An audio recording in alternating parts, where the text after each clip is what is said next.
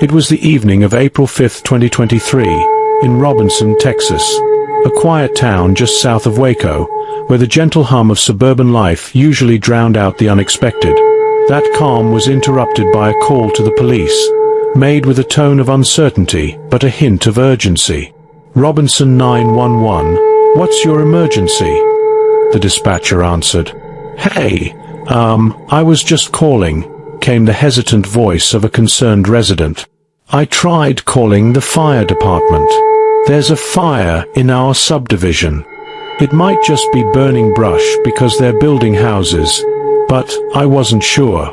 The dispatcher's tone was calm but focused. "Where is this happening?"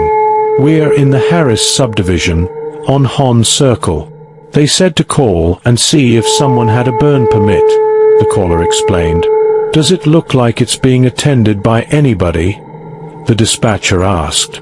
"I can't see anyone over there. It's back by the trees." "We did have lightning earlier, so that's why I wasn't sure either," the caller added, the doubt creeping into their voice. The dispatcher nodded silently, making a note. "Okay. I can get someone to head out that way to check on it." The call ended as unremarkably as it began, but what lay behind the fire was anything but ordinary.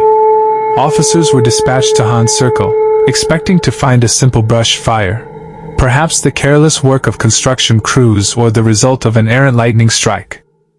But as they approached the scene, the flames revealed something far more sinister. Hidden beneath the glowing embers, they discovered charred remnants that no one could have predicted. This was no ordinary fire. It was evidence of a crime. The events that followed would unravel a tale of deception, danger, and a chilling mystery that turned this quiet suburban street into the epicenter of a criminal investigation.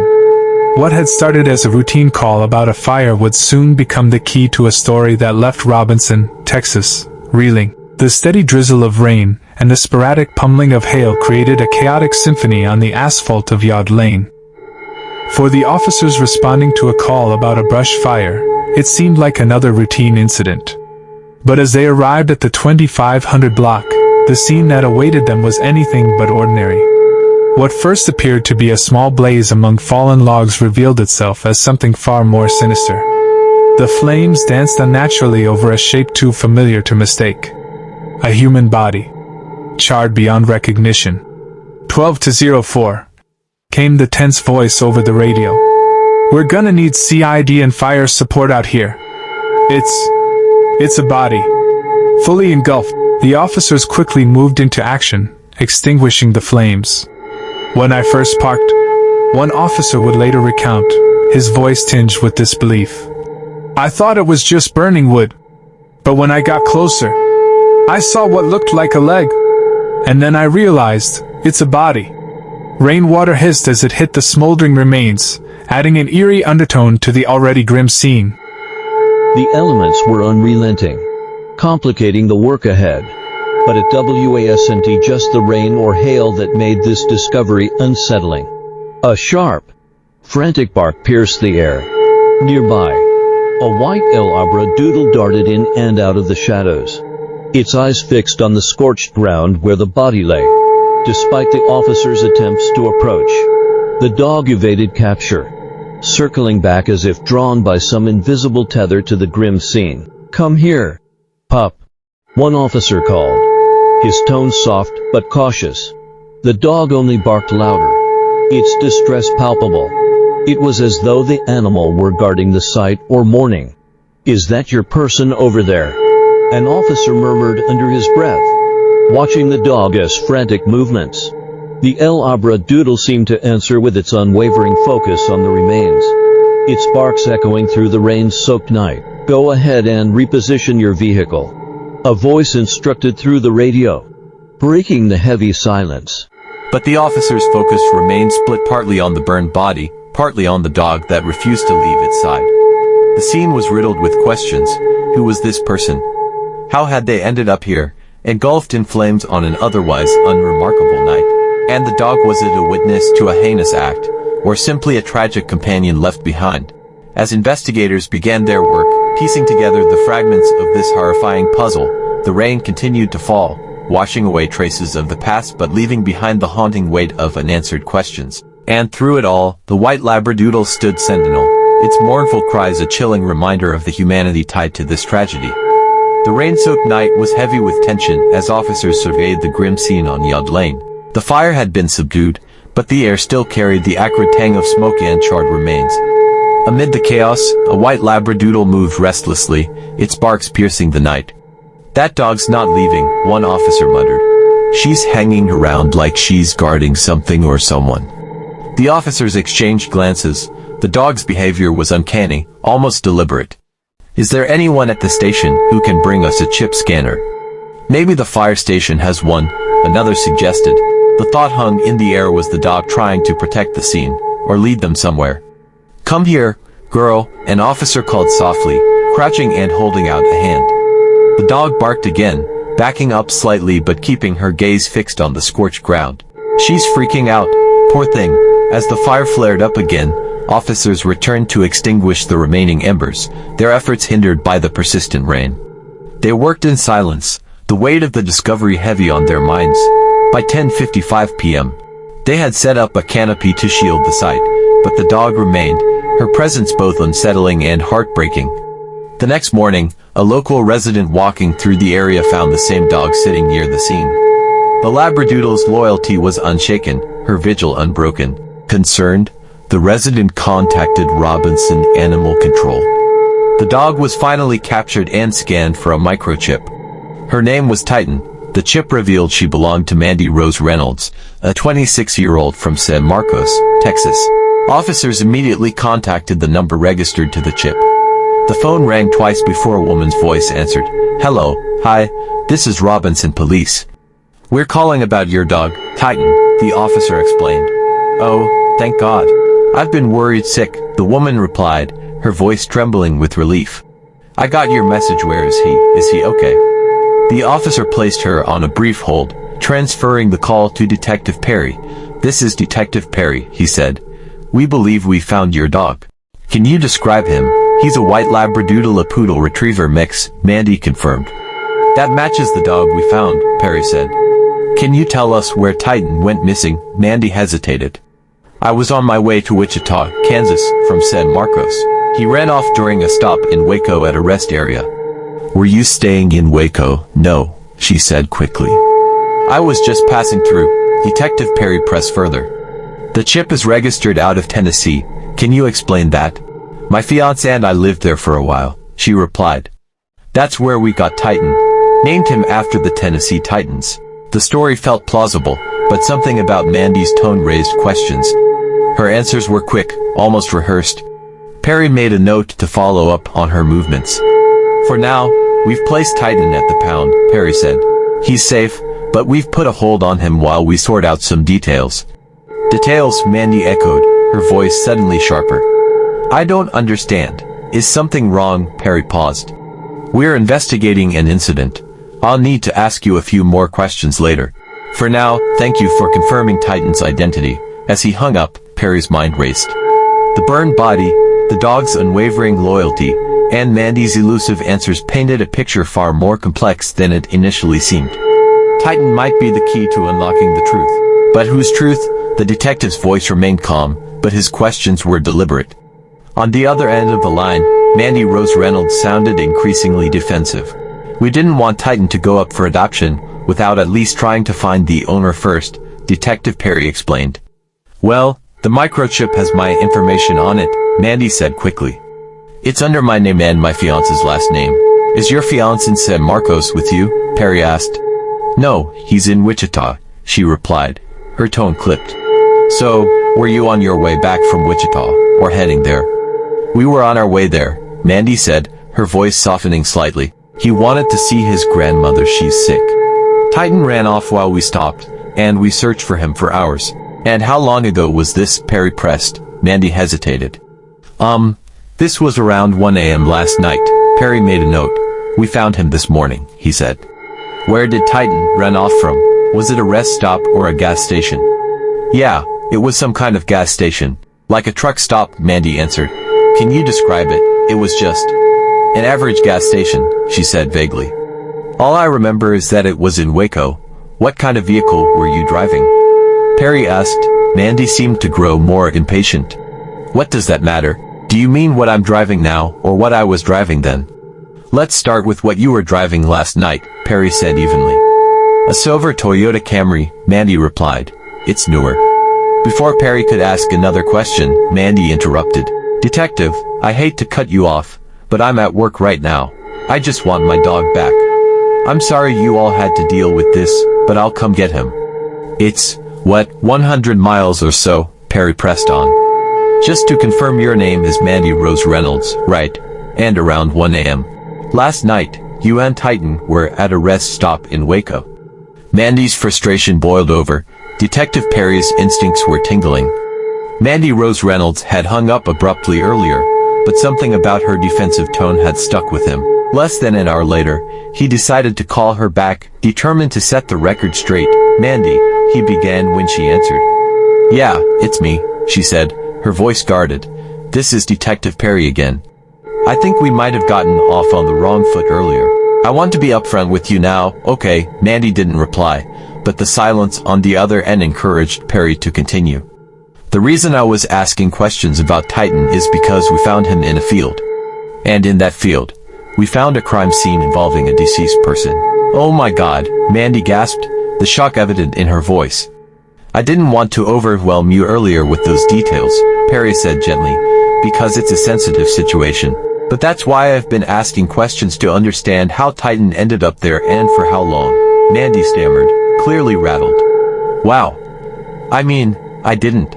I've been so stressed about Titan, you know? We paid a lot of money for him, and I can't believe he was out there, alone. How long was he outside? Good Lord. I can't even imagine. I get it, Perry said, and now you understand why I'm trying to piece together a timeline. When exactly did Titan run off? It was last night, Mandy replied after a pause. Early this morning around midnight or 1 a.m. I think. I don't know exactly, Perry pressed on. Okay, one more thing, this number comes back under a different name. Are you on someone else's phone plan? Yeah, Mandy said hesitantly. It's my fiance's grandfather's plan. Why? I just need to verify the name, Perry explained. That way, I can rule it out and close this off. But Mandy's tone shifted. Detective, look, I'm sorry about all of this. But I can't waste my whole day going over this with you. I'll come get Titan, and you can cross me off your list. This is so unfortunate, but I don't have time for this. Perry tried to remain calm. I'm not trying to interrogate you. I just need a few more details to understand. No, sir, Mandy interrupted, her voice rising. You're being pushy and treating me like a criminal. My dog ran off, and now you're acting like I had something to do with this. I don't appreciate it. Mandy, I'm just trying to confirm how long Titan might have been in the field, Perry said, his patience thinning. This could help us understand if he interacted with the body. The body? Do you think my Titan is some scavenger, messing with a dead body? Mandy snapped. With all due respect, detective, don't call me again. Perry's tone grew firmer. Titan is on a police hold. You won't be able to get him until we clear this up. Then my attorney will be in touch, Mandy shot back before hanging up. Perry stared at the phone in silence. Something wasn't right. Mandy's defensiveness, her refusal to answer basic questions, and her insistence on ending the conversation all pointed to something deeper. Acting on a hunch, Robinson police contacted authorities in San Marcos, Mandy's hometown, and requested a welfare check at her apartment. What they found only raised more alarms. Her apartment was completely empty. No furniture, no belongings, nothing. Mandy Rose Reynolds and her black Honda Accord were gone. The pieces of the puzzle were falling into place, and they didn't paint a picture of innocence. Mandy's story didn't just have holes, it was unraveling entirely. Now the question wasn't just about Titan's loyalty, but what or who his presence at the crime scene was truly connected to. The investigation into Mandy Reynolds' disappearance was gaining momentum, and the details were both horrifying and perplexing. The discovery of Titan, her loyal dog, near the burned body in the field was just the beginning. Who was the person claiming ownership of the dog, and could it be linked to the grisly scene? When police ran Mandy's license plate through a database, they uncovered a critical lead. Her vehicle had been spotted in Wichita, Kansas, nearly 500 miles away. A search for the car was launched immediately. Meanwhile, forensic investigators confirmed the burned body was Mandy herself. Dental records verified the match, and an autopsy revealed a chilling detail. Mandy had been shot in the head before her killer attempted to destroy the evidence by burning her body inside a large plastic storage container. Near the remains, investigators found a spent shell casing, a crucial piece of evidence. Mandy Reynolds had been known as a kind-hearted and generous person, always willing to help those in need. Recently, she had extended that generosity to her cousin, Derek Joseph Dagno, allowing him to stay at her home to get back on his feet. Tragically, her good nature would lead to devastating consequences. On April 8, 2023, Wichita police located Mandy's missing car. When officers attempted to conduct a traffic stop, the driver refused to comply, leading them on a harrowing high-speed chase. "Hey, he's taking off," came the urgent call over police radios as the car sped through city streets. The chase, lasting nearly 30 minutes, reached speeds of over 100 miles per hour. Officers coordinated to maintain a perimeter as the suspect weaved dangerously through traffic, narrowly avoiding collisions. "Keep eyes on him, he's approaching Tyler," officers shouted as they raced to keep up. The chase came to a chaotic end at a grocery store parking lot. The driver lost control, crashing Mandy's car. But the drama wasn't over. He bolted from the wreck, disappearing into the store. The suspect, desperate to avoid capture, found a hiding spot behind a shelf of canned goods. For over 2 minutes, he remained concealed, but the police were relentless. Finally, they found him and took him into custody. The driver was identified as Derek Joseph Dagno, Mandy's cousin and the man she had recently tried to help. The pieces of the tragic puzzle were falling into place. Investigators now believe Derek murdered Mandy, stole her car, and fled to Kansas in an attempt to escape justice. His erratic behavior and the violent nature of the crime painted a chilling portrait of betrayal and desperation. As Derek was led away in handcuffs, the weight of Mandy's story hung heavily in the air, a reminder of the darkness that can hide behind even the kindest gestures. But with the suspect in custody, the path to justice for Mandy Reynolds had begun. As officers swarmed the grocery store, their radios crackled with urgency. "We've got movement. Clear all 5. If you make any sudden moves, you will be killed," they warned, their weapons trained on the source of the sound. From behind a shelf, a man's hands appeared. "Crawl out," an officer ordered. Slowly, the suspect obeyed, crawling toward the sound of their voices. Officers moved in cautiously, restraining him and calling for medics. "He might be withdrawing or overdosing," one officer observed. The suspect, Derek Joseph Dagno, was Mandy Reynolds' 27-year-old cousin. His extensive criminal history painted a grim picture of a man with a long-standing pattern of violence and manipulation. Derek's record revealed 9 felony convictions dating back to his teenage years, including a shooting in Kansas as a juvenile. Despite his history, he had repeatedly evaded long-term consequences, moving freely between states and exploiting the cracks in the justice system. The investigation into Mandy's murder unraveled a tragic series of events. Just days before her death, Mandy, ever the kind-hearted soul, had invited Derek to stay with her in San Marcos, Texas. Surveillance footage later revealed Derek purchasing a gas can, a shovel, and a large plastic container, chilling preparations for his heinous act. Derek murdered Mandy in her own home, shooting her in the head. He then transported her body and her beloved dog, Titan, to a remote field in Robinson, Texas. There, he attempted to destroy evidence by setting her body ablaze inside the plastic container. When police found Mandy's car in Wichita, Kansas, it contained damning evidence, the murder weapon and traces of her blood. Derek's high-speed chase and subsequent arrest brought the case to a dramatic conclusion. In November 2024, Derek stood trial for Mandy's murder. The evidence was overwhelming: surveillance footage, the murder weapon, and his attempt to flee painted a clear picture of guilt. The jury, presented with his extensive criminal history, took just 30 minutes to convict him. He was sentenced to life in prison. Tensions erupted in the courtroom after the verdict. Members of both families clashed, and Derek's brother-in-law was escorted out in handcuffs after attempting to strike someone. The emotional fallout from the trial underscored the devastating impact of Derek's actions on everyone involved. Mandy Rose Reynolds was a vibrant and generous young woman with dreams of attending college and building a bright future. She had recently moved to Texas to be closer to her best friend and was filled with excitement about the possibilities ahead. But her trust in Derek, manipulated under false pretenses, led to a fatal betrayal. Through it all, Titan remained a symbol of Mandy's unwavering love and loyalty. Refusing to leave her side even in death, he became a key figure in unraveling the truth. Mandy's story is one of heartbreak and betrayal, but also of resilience and love. A GoFundMe has been established in her memory, ensuring that her light and legacy endure. It serves as a reminder of the importance of vigilance, the strength of community, and the unbreakable bonds we share with those we love.